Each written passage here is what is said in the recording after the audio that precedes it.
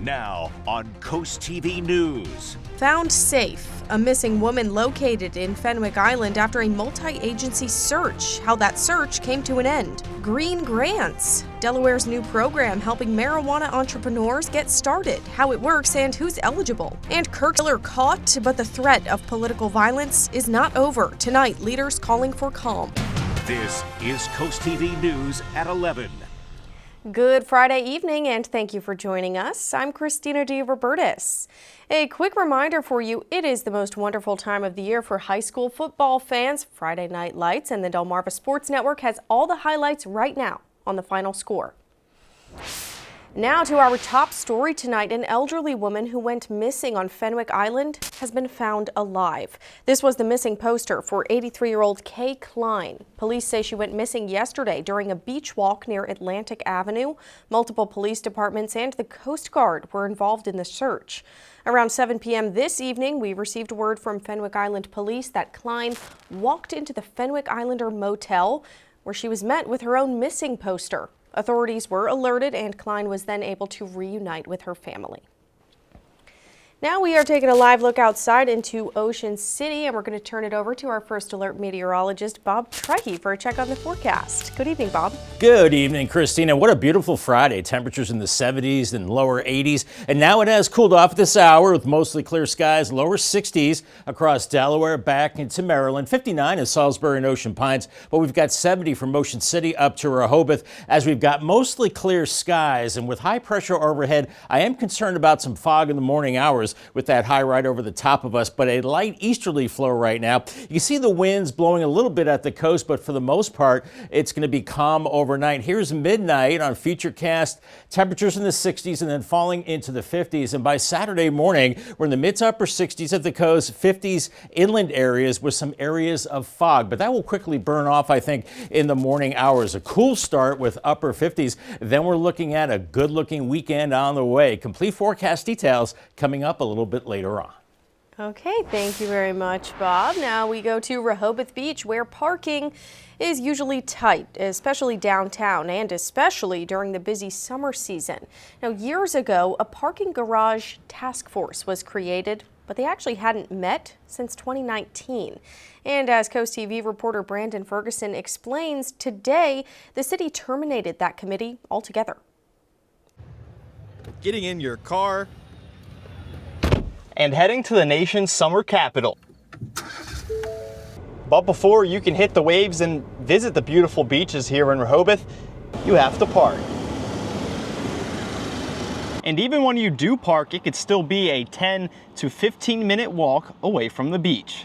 That's why locals like Dennis Noonan say a parking garage would make a difference. Keeping people away from the residential area trying to park. And it would also be good for the visitors coming here and having easy access to the parking. The Parking Garage Task Force met Friday for the first time since 2019, but they didn't hone in on any solutions. Instead, they ended the group. Mayor Stan Mills citing that years-long gap in meetings as one of the reasons. But Matthew Feynman, who visits Rehoboth every year, wishes the city had a parking garage. It'd be a great addition. It'd help everyone get to park. Just need to make sure that it preserves the environment that and the community that really embodies Rehoboth. The city tells CoastTV there is no plans for a parking garage in the future, which means if you want to find a good spot, hit the avenue early, or you may end up driving in circles. Likes driving in circles, and that was Brandon Ferguson reporting. Now, with summer pretty much in the rear view, the paid parking season at many of our beach communities is winding down.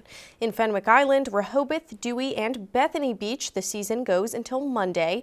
Parking at the beach in Lewis will continue to cost you until September 30th and through October 31st at the Ocean City Inlet. OC says the parking meters are being phased out there and they're being replaced with online payment on Park Mobile. However, the switch at the inlet lot is not expected until next year in Ocean City. This does bring us to our CoastTV poll tonight. We want to know if you think a parking garage would help your beach trip.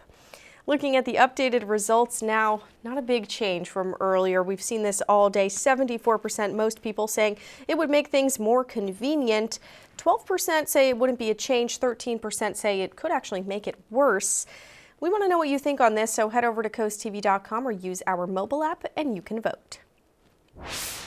Petty John Road will be closed between Gravel Hill Road and Prettyman Road. On your screen now is a map of that area. DelDOT says the closure starts Monday, September 15th at 7 a.m.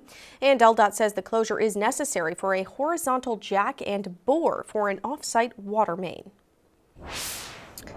A Milford man arrested after robbing a local gas station today. At 1 p.m. last Friday, the Milford Police Department say they responded to a burglary at the Shell gas station off South DuPont Boulevard. Milford police say that now identified 35-year-old Joshua Kenton shattered the glass door before stealing cigarettes and pre-roll products around 3 a.m. Kenton was then charged with 2 felonies and a criminal mischief charge under $1,000. Delaware is offering new support for entrepreneurs in the state's legal marijuana market. The Office of the Marijuana Commissioner has launched a social equity grant program, providing funds to help license holders with startup costs like facilities and equipment. The goal is to lower barriers for communities impacted by past marijuana laws and to build a more inclusive industry. To Dover now, where the Fraternal Order of Police Lodge 15 is turning up the pressure on Dover Police Chief Thomas Johnson Jr. The FOP posting these photos on social media today. This comes a few weeks after the FOP issued a vote of no confidence in Chief Johnson and asked for his immediate resignation. The FOP says they believe Chief Johnson repeatedly failed to connect with his officers and act in their best interest. But Dover Mayor Robin Christensen is defending the chief. In his own post, he said those claims don't hold up against city policy or the law. Making national headlines tonight after a 33-hour manhunt. A suspect is in custody in connection with the killing of Charlie Kirk. On Friday morning, state and federal officials announcing Tyler Robinson was arrested Thursday night. Utah's governor today with a plea to end what he calls a dark chapter in our history. Here's NBC's Gabe Gutierrez. Tonight, just minutes after announcing the arrest of the suspect police say killed Charlie Kirk. It is an attack on all of us. This cuts to the very foundation of who we are. An urgent call to lower the temperature. That's the problem with political violence, is it metastasizes, because we can always point the finger at the other side. And at some point, we have to find an off-ramp. Utah Governor Spencer Cox calling the moment much bigger than one person's assassination. I absolutely believe that this is a watershed in American history, yes. The question is what kind of watershed? And that chapter remains to be written. Is this the end of a dark chapter in our history or the beginning of a darker chapter in our history? Echoed by top Democrats. We just have to change the rhetorical nature of our debate. The president also remembering Kirk. He was an advocate of nonviolence. That's the way I'd like to see people respond. Kirk's assassination at just 31 years old has devastated those who knew him. Charlie was a friend, but who's really hurting today is his family, But it's also shaken people who disagreed with him. Kirk was killed while answering questions from people who did not share his views, like he often did at campus events. People like Hunter Kozak. It's awful, and a father doesn't have his kids anymore. Kozak was asking Kirk about gun violence the moment he was shot, now posting this plea. He's still a human being. Have we forgotten that? Are we crazy? I stand by so little of everything that he said, but one of the things that he stood by was conversation. The president has ordered that flags remain at half-staff in honor of Kirk through Sunday evening. And meanwhile, investigators have been combing through the belongings of the teenager who opened fire at a Colorado school on Wednesday. Agents have been searching Desmond Holly's room and backpack and his locker at Evergreen High School, which is outside Denver. The sheriff's office says the 16-year-old had been radicalized by an extremist network. He shot and injured 2 students before fatally shooting himself this week. And we still have more news to tell you about tonight. Coming up after the break, they're quick, they're convenient, but the rise of e-bikes and e-scooters is also fueling a surge in emergency room visits. The warning doctors want you to hear.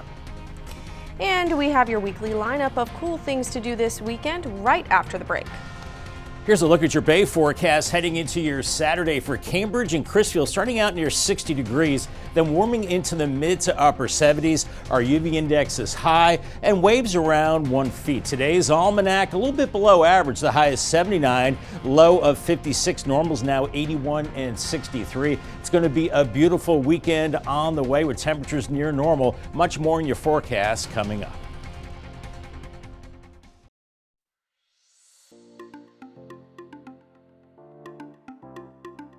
The kids are back in school, and for us, summer might be over, but for the dogs, it's prime beach season. There's no more restrictions, at least in Dewey Beach, and this Saturday is Dewey Dog Day. The town will celebrate dogs taking back the beach at Van Dyke Avenue from 10 to 2. The town will be offering discounted dog licenses, plus giveaways and prizes. And while the dogs are having their fun, volunteers will be pitching in up and down Delaware beaches for the 38th annual Coastal Cleanup. Denrec is hosting the event at more than 45 sites statewide, and you can join in from 9 a.m. to noon. In Rehoboth Beach, the Rehoboth Art League is hosting its second annual native plant sale from 10 to 2. Visitors can learn about native species, browse garden designs, and pick up plants from local growers like Bellaterra and the Inland Bays Garden Center. On Sunday at Shellville, a fundraiser in honor of Ryan Ennis, who passed away this summer after a 4-year battle with cancer. Proceeds will support his wife and 2 young children. And finally, our last cool thing to do this weekend is an annual event. It's organized by our very own chief meteorologist, Paul Williams, and we're here with him today so he can tell us more about the Walk for Prostate Cancer. Well, this is something we started last year, and that was the first run. But this time around, we're actually going to be providing what's called prostate-specific antigen test, or PSA blood test, where we're going to screen folks as they show up for the walk with our partners, with BB and all of that. And we also have a lot of other things. We have some icy treats as well as children's books for the kids. And also, we're going to have a cookout after the walk. And for those who want to register at the very last moment, 8 o'clock on that day at the Cape and Open State Park. And then we're going to have to walk at 10. It's going to be a great event for a great cause, and you can find all of the details and the link to sign up over on CoastTV.com. Just click on Cool Things to Do.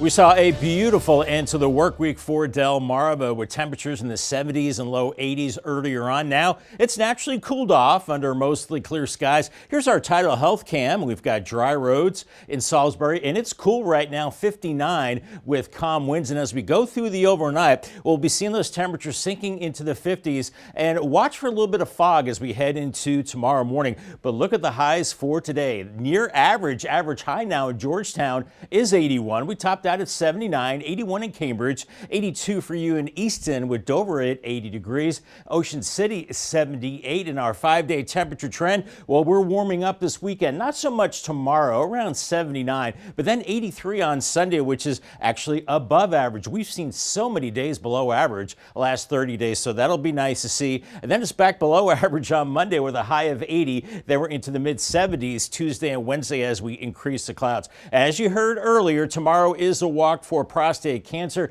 Make sure you join Chief Meteorologist Paul Williams and his friends out there in the morning. 8 a.m. 62, 71 at 10, and by noon 76 degrees. This is at Cape Henlopen State Park beginning at 8 a.m. So the weather is looking great for the walk tomorrow morning. So make sure you participate. For temperatures right now, we're looking at 50s and low 60s, 60 in Bridgeville, 62 in Georgetown, 59 in Gumboro. A little milder Rehoboth Indian River Inlet right now at 70 degrees. We've seen an easterly wind all day and still a little bit of a breeze at the coast, but mainly calm inland. And I think everybody will see mainly calm conditions overnight as we have high pressure in place. We have some clouds, and with some available moisture, there is that chance of fog in the morning as we have an easterly flow with high pressure in place, and that high extends all the way from Maine to the south and east, keeping the bad weather away. We're seeing some showers across the Midwest, also off the east East Coast. So right in between, looking really good for this weekend. Sun and clouds, highs in the 70s and 80s,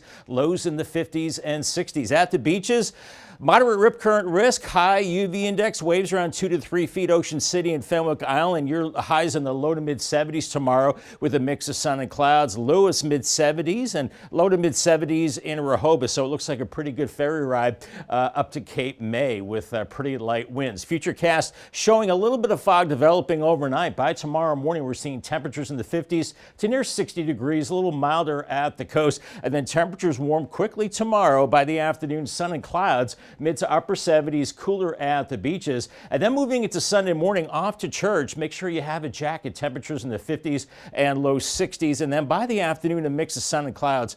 And I think we're looking at highs into the 70s and low 80s. Then a cold front moves in, a dry front. That'll cool us off a little bit early in the week, but humidity begins to rise a little bit into the muggy range early next week, and then very humid by midweek. That's our next best chance for rain. We certainly need it, and we could see some showers moving in by Wednesday on into Thursday. Let's hope we do see that, because we do need the rain. 58 tonight, clear skies, some fog possible late, then 79 on your Saturday, 83, partly cloudy on Sunday. Paul Davis 7-day forecast. Monday, partly cloudy, 80, a little cooler Tuesday with more clouds, 76, and then some showers Wednesday and Thursday. Let's hope it's a soaking rain, mid to upper 70s with 81 and partly cloudy on Friday. All right, thank you, Bob. Well, a lot of Americans seem to be feeling less confident about the U.S. economy. Consumer sentiment in August dropped roughly 3 points, according to a preliminary survey by the University of Michigan.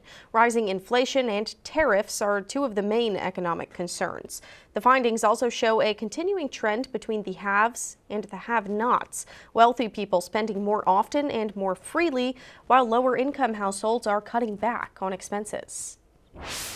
And with that in mind, coffee prices are on a double espresso caffeine high. Retail costs shot up more than 20% in August compared to 12 months prior. That's according to the Consumer Price Index.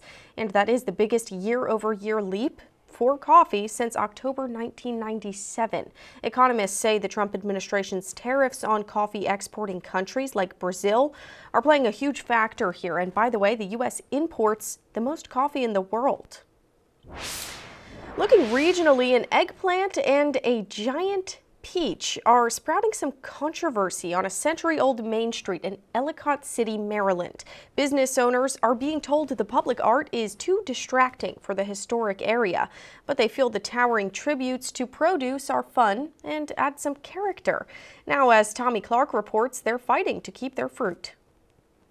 Along Ellicott City's century-old Main Street sits Georgia Grace Cafe, and right out front, a massive Georgia peach. Paula Dwyer was happy to see it installed several months ago. It was this big, beautiful orange peach, and at first, honestly, I was like, wow, this is amazing. Like, I've never seen anything like it. Across the street is an enormous eggplant known as the aubergine, both produce popularized over text as playful nods to body parts. The wine bin owner David Carney says the aubergine has brought in business for years. I guess I don't quite understand the innuendo because I have one of those body parts and it doesn't look like that and it's not purple. So I'm not sure really how that came about. It's kind of weird.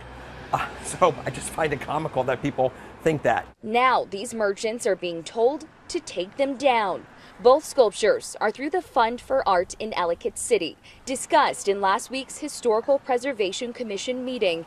The HBC has expressed concern about the art detracting from the historic buildings. History is very important, so this is great artwork, but I guess it's not historic enough for them. Don Ruhr manages many Main Street properties. He helped gather hundreds of signatures to keep the sculptures. Unfortunately, the chairperson told me that they weren't interested in the petitions and actually said that the merchants are only temporary, so they don't matter. And frankly, that was just the straw that broke the camel's back for me. People are far from giving up on the eye-catching fruit. I feel like they fit in with the town. I mean, everyone likes them, and we're a community of business owners and people, and all of them seem to like it. So I feel like we are the town also, not just the history, and we are. Coming up ahead, the pacifier of the future. We'll show you the new innovation that doctors are testing when we're back. This is Coast TV News at 11. The rising popularity of electric bikes and electric scooters has a group of U.S. doctors urging caution. The American College of Surgeons says it is seeing a surge in injuries across the country, particularly among children and teens. And in tonight's Health Minute, Mandy Gaither has more on this growing concern and how to stay safe.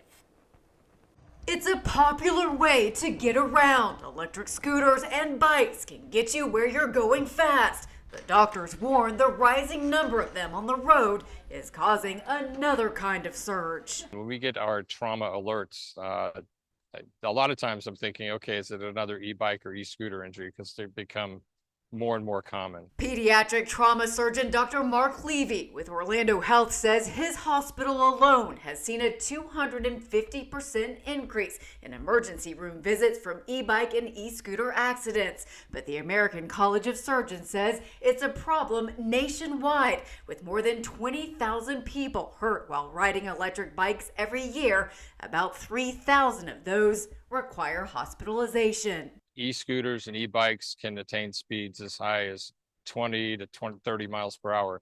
Some e-bikes can go as fast as 50 miles per hour.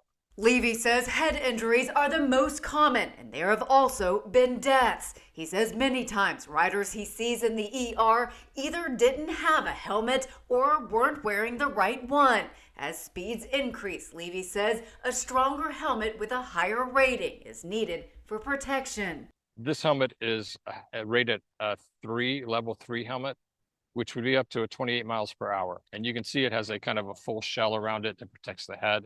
It's also harder than the other one and is better for these higher rates of speed. For Health Minute, I'm Mandy Gaither. Meanwhile, doctors at the University of Alabama, Birmingham are developing a life-saving smart pacifier. It can monitor the lung health of newborn babies. It could be the pacifier of the future. It's designed for sick babies, putting high-tech sensors in a device that babies instinctively take to. This is what we would call a dumb pacifier, or a not very smart pacifier.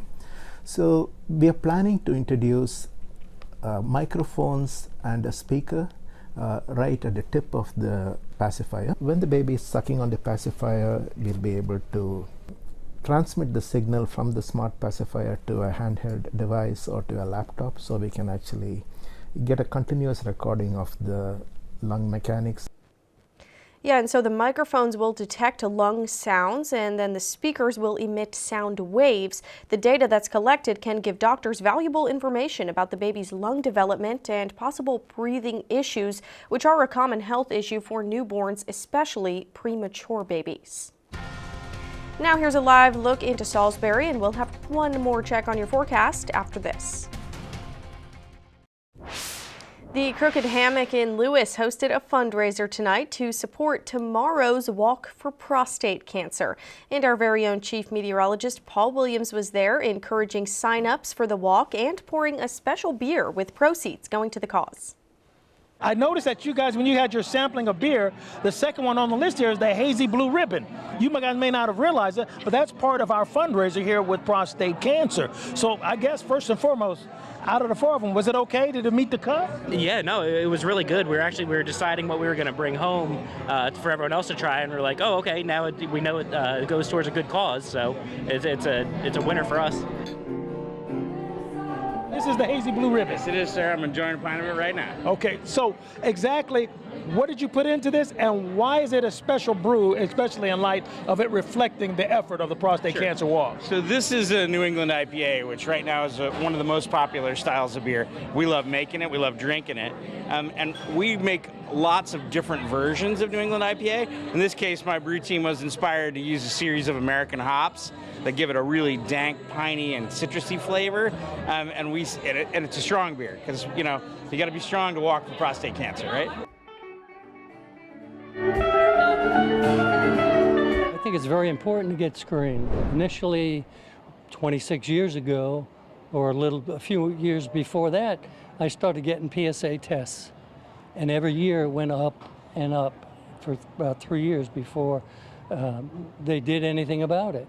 So it's very important. I'm probably one of the very lucky ones that have survived surgery and no symptoms, nothing. I had PSA tests for a number of years after that, and it was next to zero. Well, I think the thing that most people need to realize is just how much this community is so connected one to another. The thing about cancer is, no matter if it's prostate cancer, ovarian cancer, breast cancer, whatever, cancer doesn't give a darn your religious affiliation, your political affiliation. It's the one thing we can all unite against. Cancer sucks and everybody else is great. Well put, Paul. Well put. And it looks like the weather will be really nice tomorrow morning for the walk for Prostate Cancer Walk. Cape Henlopen State Park, 78 degrees. I think we're looking at 60s in the morning hours as the walk gets underway at 8 a.m. So join Chief Meteorologist Paul Williams for a great cause tomorrow morning. Here's our umbrella giveaway winner from today. It's Joe Johnstone from Lincoln, Delaware. Congratulations to him. From Paul Davis and Coast TV. And also call the Coast TV First Alert weather phone. Your forecast just a call away. Sponsored by Brockstead, Mandalis, Federico. Here's your Paul Davis 10-day forecast. Looking at 83 Sunday, 80 on Monday. Cooling down next week. Maybe rain chances Wednesday and Thursday. All right, got it. Thank you one more time, Bob, and thank you so much for joining us here for Coast TV News at 11 tonight. You can always find more local news and local weather on our Coast TV News app. The Tonight Show starring Jimmy Fallon's up next, and we'll see you tomorrow for Coast TV News at 6 p.m. Have a great night.